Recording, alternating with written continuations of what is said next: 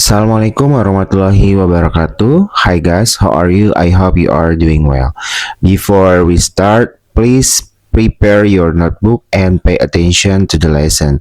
Today we are going to learn about state and elements of state. In this chapter, we will discuss what state is, the element of state, Indonesian's territory, and Indonesian as unitary state. Before we begin, let's look at our learning objective. Today, you will learn how to identify the element of state, analyze Indonesian's territory, understand Indonesian as unitary state, and explain the efforts to maintain Indonesian unity. This is our glossary. Please pay attention to this glossary before we start the lesson. Now, let's discuss to the main topic. What is a state?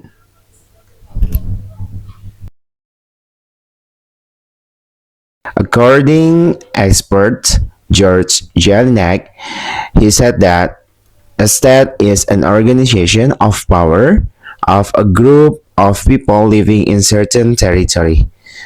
According Plato, a state is a group of people in society that works together to create a good and fair life. So, we can conclude a state is an organization of power in certain area where people live, has a sovereign government, and aims to make life peaceful, fair, and good for everyone. Do you know how many states exist in the world? Based on 2023 United Nations data, there are 195 states, consists of 193 states are members of United Nations, and 2 observer states. There are Vatican City and Palestine.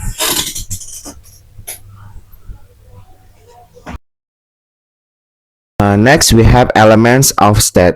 Elements of state is the elements that a state must have. If they are not complete, it cannot be called a state. So what are those elements?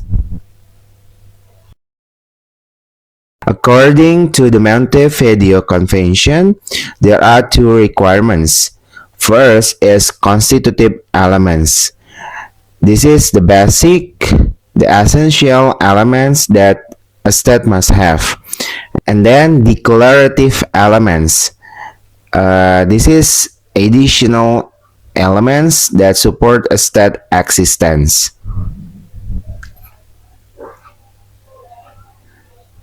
Constitutive elements consist of first is people, second territory, and the third is government.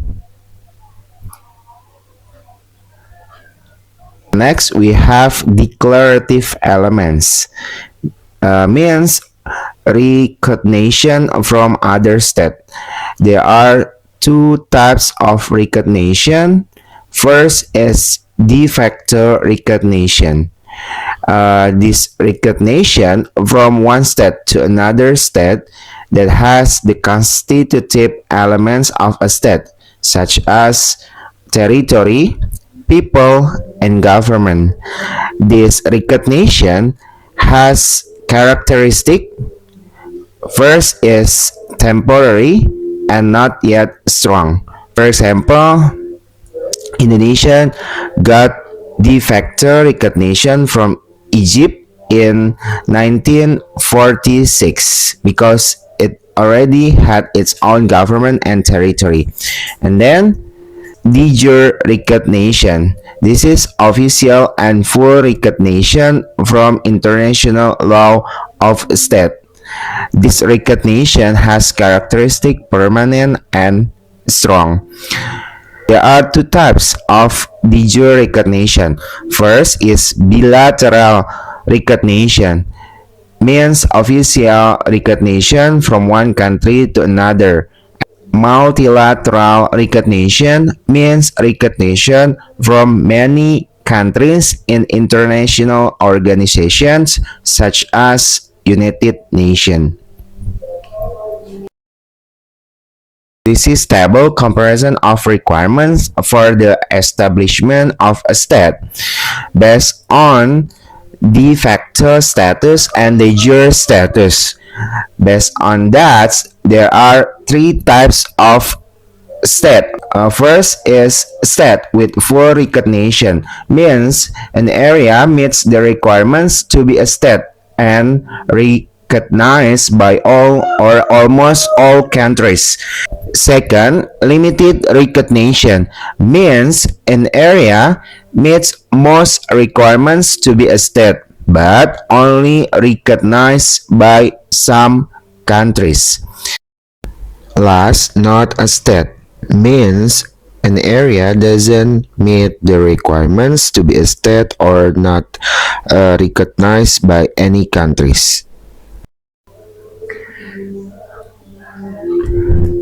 Next, we have the Republic of Indonesia's territory.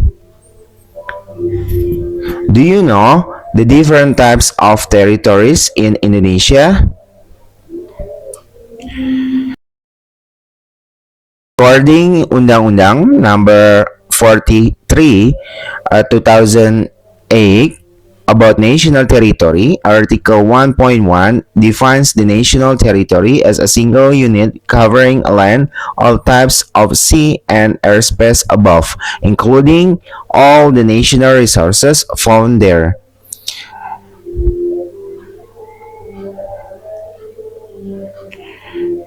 Before we talk more about Indonesia's territory, we must know the history of Indonesian territory. No territory, no country. That's why Indonesian founders discuss about our territory during the BPUPKI meeting on July 1945. And they have results. First is the territory was based on the former Dutch East Indies plus North Borneo, Papua, and Timor. At the start, Indonesia only had 8 provinces. Do you know which ones? There are Sumatra, Borneo, Sulawesi, Maluku, Jawa Barat, Jawa Tengah, Jawa Timur, and Sunda Kecil. Now, Indonesia has 38 provinces.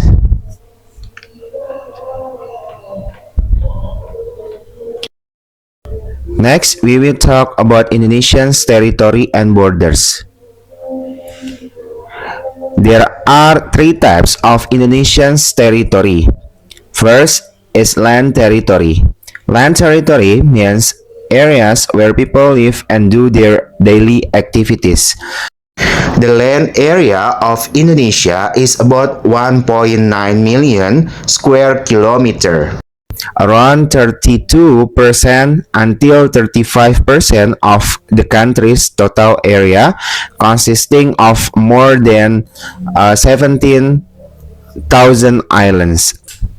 Next, we have maritime territory. Maritime territory is a sea area that's fully owned and controlled by a state. Indonesia's maritime area covers about 3.2 million square kilometer, which is around 65% until 70% of its total area. Indonesia's maritime are also specifically regulated by United Nations rule called UN Clause or United Nations Convention on the Law of the Sea, divided into several important zones. First, territorial sea, exclusive economic zone, and high seas. The comparison of maritime territory based on UN clause. First is territorial sea. Is the sea area next to the country coast. The country owns and control the water, the land under it, and the air above it. The distance for territorial sea is from 0 until 12 nautical miles from the baseline. And then exclusive economic zone is the sea area next to the country's sea. The country has special right to use and take natural resources like fish, oil, and gas from this area. The distance for exclusive economic zone is from 0 until 200 nautical miles from the baseline. And then high seas is the part of the ocean that is far from any country's coast. No country owns this area. It belongs to everyone. The distance for this territory is more than 200 nautical miles from the baseline. This is the illustration for territorial sea, exclusive economic zone, and high seas based on UN Clause Article 357 and 86. And the last territory is airspace territory. The area above a country's land and water that is used for flight and is under the country's control. Indonesian airspace follows the boundaries of its land and maritime territories. Next, the types of state territorial boundaries.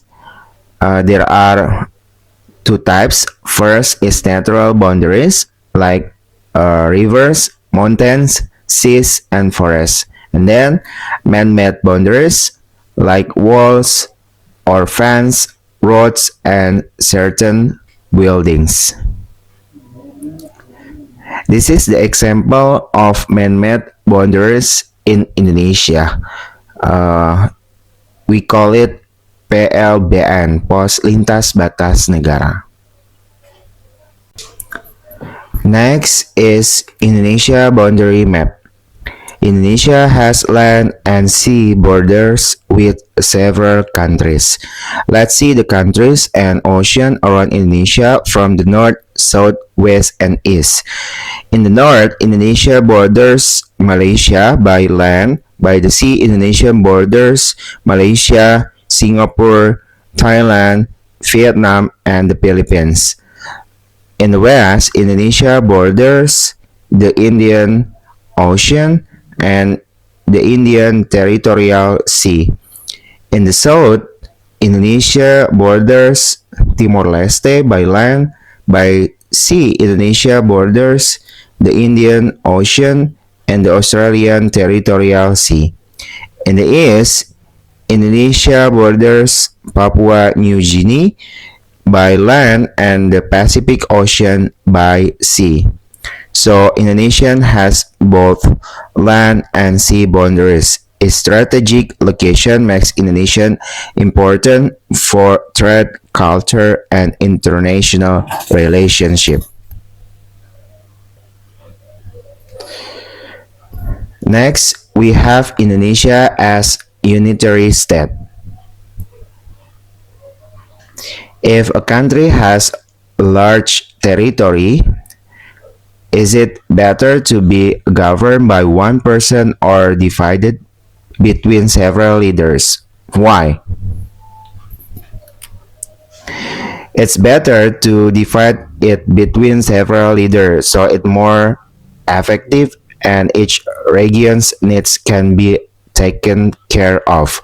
But it still depends on the country's situation and needs.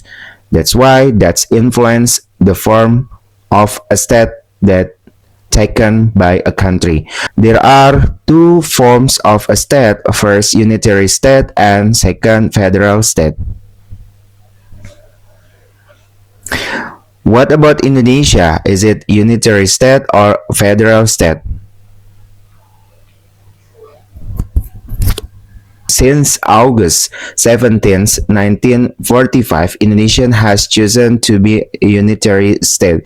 This was discussed in BPUPKI and PPKI meetings when preparing the constitution, even though there were different opinions. They finally agree on unitary state.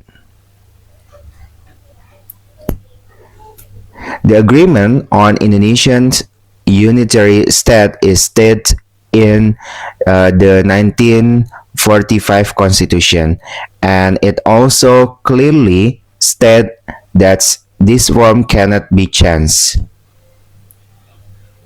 This is the comparison of state forms between unitary state and federal state. In short, unitary state is one country only. All regions are united as one, mostly controlled by national government. And for federal state, made of several states that join together to be one country. The power is shared. This is three attitudes to protect Indonesia and attitude that can divide it. There are three aspects that people can implement in their daily life to protect Indonesia. There are nationalism, tolerance, and gotong royong. In these three aspects, there are positive and negative attitudes. Positive attitudes should be practiced because they can make stronger unity and protect Indonesia. For example, in nationalism, we should love our country and be proud to be Indonesia. In tolerance, we should respect differences in religion, culture, and ethnicity. In gotong royong, we should help and work together with others. Meanwhile, negative attitudes should be avoided because they can divide the nation. For example, hating our country, disrespecting differences, and not caring about others. So, let us practice positive attitudes and avoid negative attitudes to keep Indonesia united and peaceful. Thank you for watching this learning video about the state and elements of a state. I hope this video helps you to understand the meaning of a state and its important elements. Let us continue learning and become a good citizen for our country. See you in the next lesson. Goodbye. Have a great day. Wassalamualaikum warahmatullahi wabarakatuh.